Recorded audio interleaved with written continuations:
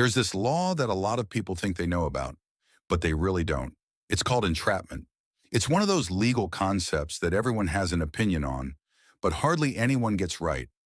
People often think it's entrapment if the police put, say, a bait car in a high crime area, or if they're just keeping an eye on a bar that's known for overserving drinks to see if anyone's driving impaired.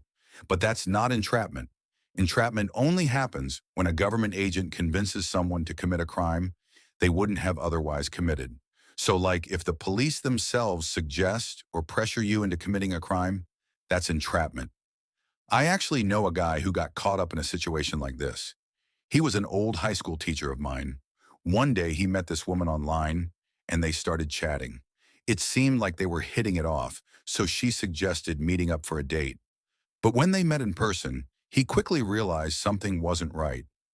This lady wasn't a date at all. She was an undercover officer. At first, she acted like she wasn't interested in him, but then she dropped a bombshell. She said, "I'm not really looking for a date, but for a certain amount of money, I'll do X, Y, and Z." He was caught completely off guard. At no point had he planned to do anything illegal. He had just been hoping for a normal date, not for someone to offer him illegal services.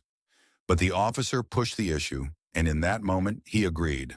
Out of confusion, maybe even a bit of pressure. Of course, he was immediately arrested and charged with soliciting a prostitute. Luckily, the charges were eventually dropped. The legal defense was simple. He had no intention of committing a crime, and the only reason it happened was because the officer brought it up. They argued he was essentially tricked into a situation he wasn't looking for. It was clear he was the victim of entrapment. So yeah, that's entrapment. It's not about police simply setting up situations that could lead to crime. It's about whether they actively induce someone to break the law when they wouldn't have otherwise done so.